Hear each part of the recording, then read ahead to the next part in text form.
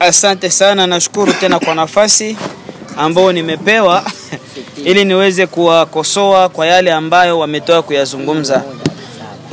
Kwanza ni jambo la kusikitisha sana kuona vile ndugu Muislamu anapotoa fundisho lake huku anamtafuta Mtume Muhammad mahali ambapo Muhammad hawezi kaonekane.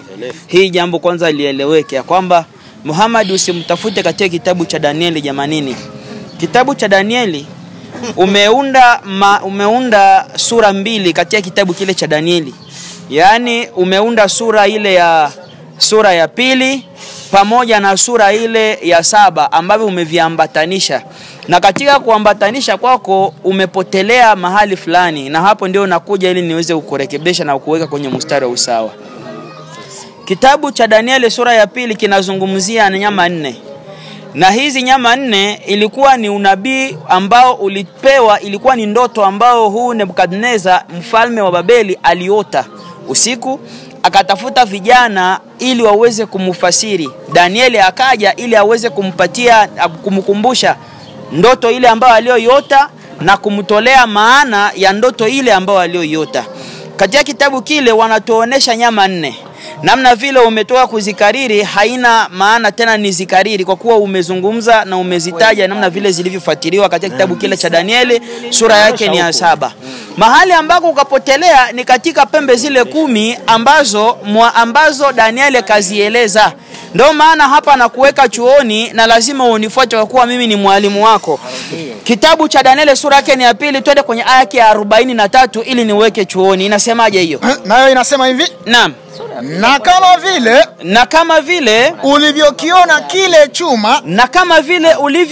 kile chuma kimechanganyika na udongo kabisa wa matope, watajichanganya nafsi zao. Yaani kutakuwa huku katika nyayo za miguu za hii sanamu kulikuweko chuma na udongo. Hapa vidole, namna vile vidole vya miguu vimekuwa 10 na vilikuwa vikichanganywa na chuma na udongo. Namna vile chuma na udongo haviwezi kushikamana. Inasema naam, watajichanganya nafsi zao. Yaani hizi falme ya chuma na falme ya udongo haziwezi kushikamana. Sasa watajichanganya wenyewe. Watachanganya nafsi zao kwa mbegu za wanadamu. Ndio. Lakini hawatashikamana. Hizi falme ni falme 10 ama tawala 10 za wazungu ambazo zimekuwa leo. Na hapa hatuko hapo ili tuweze kuzita. Hapa kunakuwa France, Alemania, Portugal, ndizo hizo ambazo zinazotajwa. Sasa maskini wa Mungu, wakati unapoingia katika unabii njoo tukufunze. Sasa hizi chuma namna vile leo kumekuwa wanataka waweze kukusanya ili waweze kuwa na nguvu moja, hawatawezekana. Kwa nini? Kwa kuwa chuma na udongo havishikamani.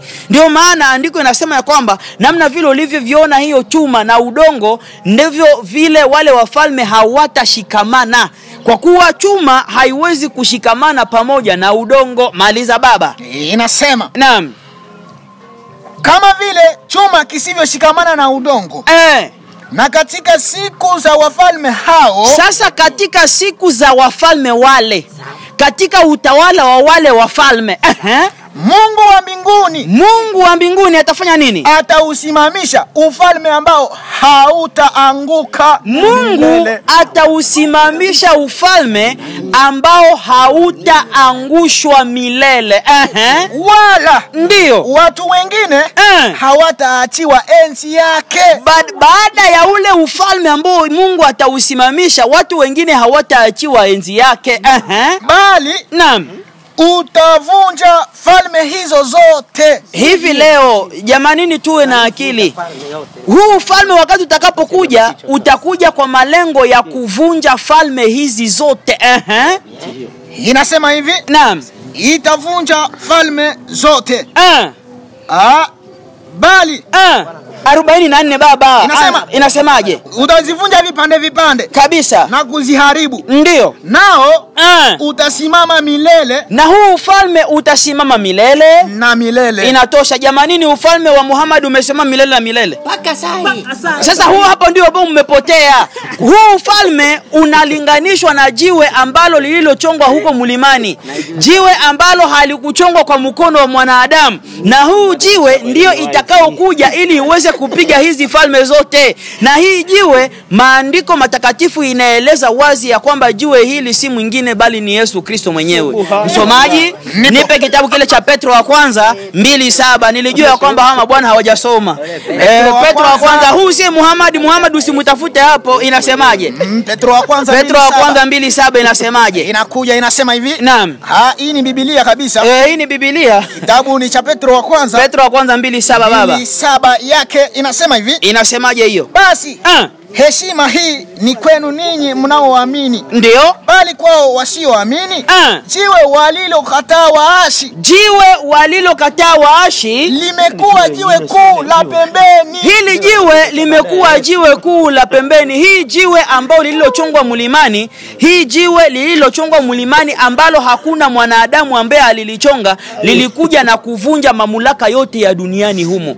Yaani wakati Yesu Kristo atakapokuja, atakuja ili aweze kuangamiza falme zote za dunia hii, na hii dunia itabakia ukiwa, na yeye ndiye ambaye atakayetawala milele na milele. Aya yake 45 kitabu cha Danieli, sikiliza namna vile inavyomaliza. Inakuja inasema hivi. Danieli 2 aya yake ni 45. Haraka msomaji wangu. Inasema hivi. Inasemaje? 45. Kitabu ni cha Danieli.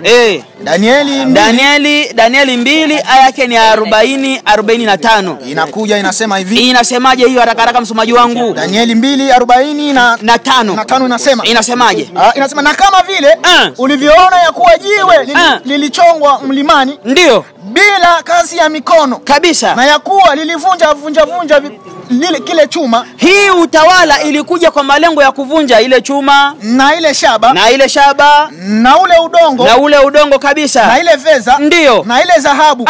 Basi Mungu ndio aliye mkuu amemujulisha mfalme mambo yatakayokuwa baadaye. Inatosha. Yani huyu ilikuwa ni utabiri ambao uliokuwa ukimaliza historia ya dunia hii.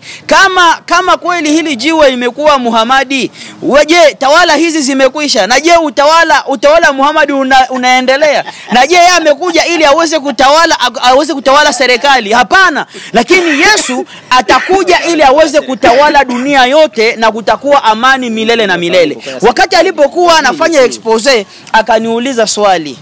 Akasema ya kwamba ni mjumbe gani ambaye aliyetumwa katika kitabu kile cha Ufunuo 14 aya ni 6. Huyu malaika ambaye aliyetumwa katika dunia mzima ni nani? Jamani, nikakwambia kwamba hujasoma. Msomaji, nipe kitabu cha Mathayo 20 aya ni 28:18. Soma hiyo. Inakuja inasema hivi. Nakutolea wajumbe, na si mmoja, ni wengi ambao nakutolea, ambao walitumwa duniani pote. Soma hiyo. Mathayo 28 aya yake ni 18. Soma hiyo baba. 28:18 Mathayo. Inasemaje? Inakuja inasema. Ndio. 28:18 inasemaje? Yesu akaja kwao. Akasema nao. Akawaambia kabisa, nimepewa nini? Mamlaka yote.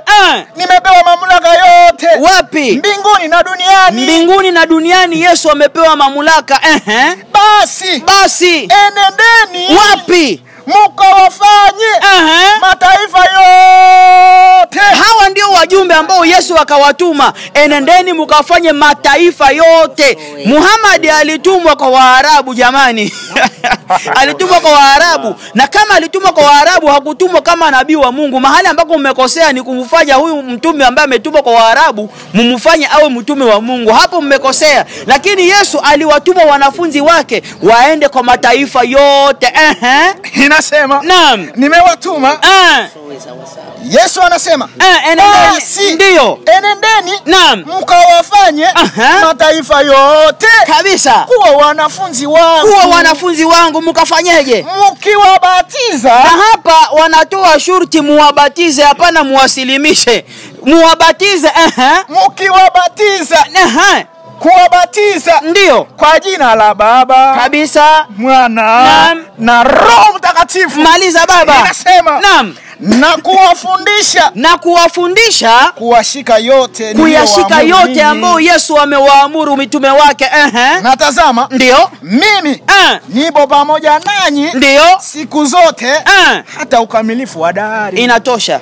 Sasa pamoja na hii, wale mitume wale ambao Yesu amewatuma kama malaika, wajumbe ambao Yesu amewatuma, ndio hawa ili waweze kuhubiri habari njema. Na ndio maana tuko hapa ili tuhubiri habari njema ulimwenguni pote. Yaani injili ile inaendelea mpaka siku Yesu atakapokuja mara ya pili. Yaani Muhammad usimutafute katika Danieli huweze kumupata.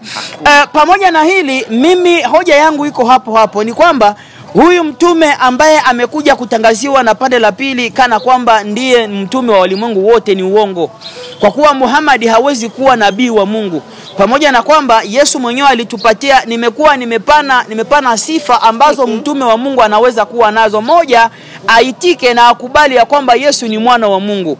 Pili, huyu mtume matunda yake, mafundisho yake yaende sambamba na maandiko matakatifu. Nimeshangaa wakati huyu mwalimu anakuja kuwaambia watu ya kwamba ikiwa unapomwingilia mkeo, hii amepinda jambo hili ambalo ni jambo ambalo lazima lieleweke vizuri. Na kama uko Muislamu, jamanini usiweze kufuata mambo kama na haya.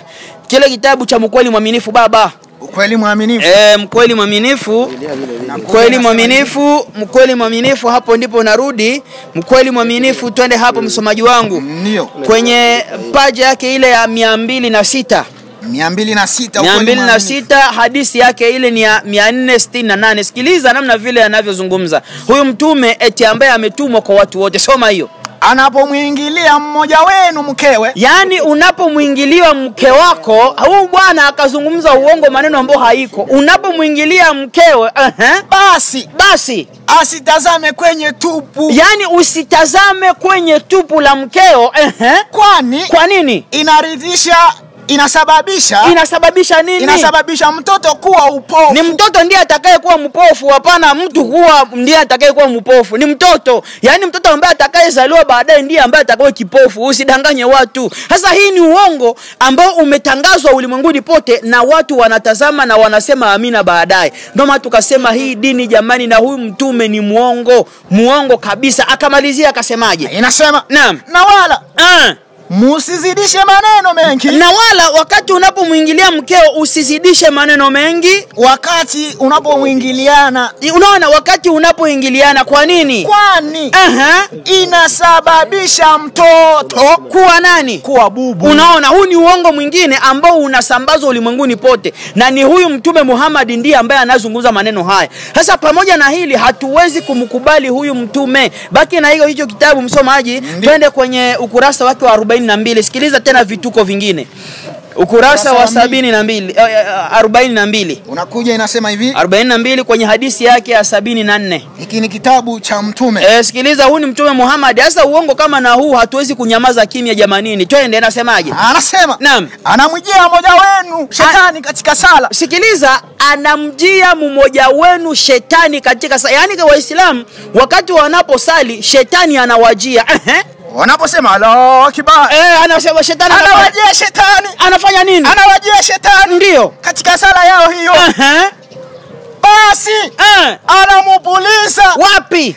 Anamupuliza wapi? Katika matako yake. Na hivi wewe unaweza kufuata maneno ya upuuzi kama na hii. Ndio maana tukasema jamanini, hii dini si dini ambayo unaweza kuifuata. Wakati Muhammad alipokuja alijua ya kwamba dini yake ni dini ya uongo, akaanza kuipigia debe mpaka kama bwana wanavala makanzu. Acheni makanzu, ile ni distraction. Muje kwa Yesu ili muweze kuokoka. Amen. Sasa huyu mtume ambaye huyu jamaa amekuja ili aweze kumtangaza hadharani eti Mungu ndiye kamtuma. Jamani, Mungu ama Allah hajui lolote kuhusu utume wa Muhammad.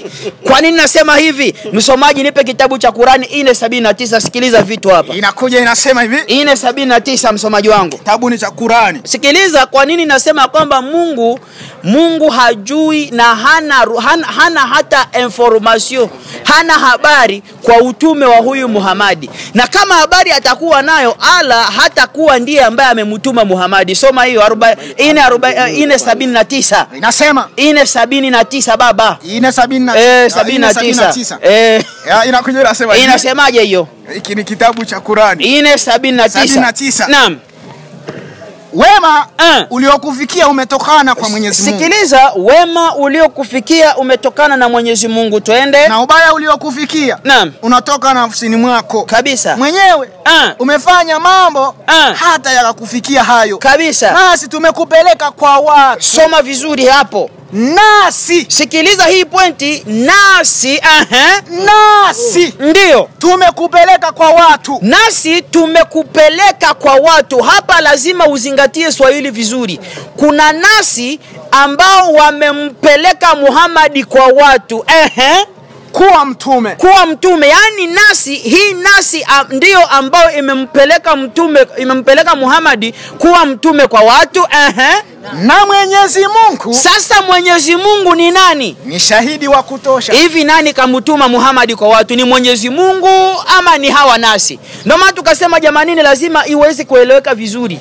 Ndio maana sisi tukasema ya kwamba utume wa Muhammad si Mungu ndiye kamtuma, hapana. Utume wa Muhammad umetolewa na mke wake ambaye anayeitwa Khadija, ndiye ambaye alimwambia mtume, wewe leo umekuwa mtume, tangia leo ujue ya kwamba umekuwa mtume. Nilisema nitamalizia jambo hili. Sikiliza maneno hapa. Kwenye hadithi hii ni hadithi ya maisha ya mtume. Anasemaje? Maliza kipengele hicho msomaji wangu, anzia hapa. Inasemaje? Inakuja inasema. Naam. Naye akamwashirisha. Naye akamwashirisha muite. Na mtume na mme na mme akaenda akamweleza habari yake yote. Kabisa. Bwana Waraka akamwambia. Sasa huyu Waraka akamwambia Muhammad, akamwambia nini? Akamwambia huyo ndiye Jibril. Huyo ndio Jibril. Yani hata Muhammad mwenyewe alikuwa hana habari. Alikuwa hajui yule mtu ambaye aliyemfikia ni akina nani, hana habari. Sasa Waraka ndiye anamwambia Muhammad, ule ndio Jibril aliyemshukia Nabii Musa. Ule Jibril ndio alishukiaka Musa na nani? Na Nabii Isa. Maliza. Basi. Bashiri. Basi sasa wewe Muhammad ujibashiri, yani ujiconvaincre kuwa wewe nani ni mtume. Unaona, wale ambao waliomtuma mtume Muhammad ni Waraka pamoja na mkewe nyumbani, si Mungu. Ndio maana sisi tunakataa waziwazi ya kwamba Muhammad hajawahi kutumwa, hajawahi tumiwa na Mungu kuwa mtume. Kuna nasi ambao waliomtuma mtume Muhammad. Na hii istoshe, mitume wote Mungu ndiye anayewachagua, lakini huyu ametumiwa na hawa watu, yani wanadamu, ikiwa Waraka pamoja na Khadija ndio ambao waliomtuma Muhammad. Haya, nitarudi baadaye, nashukuru.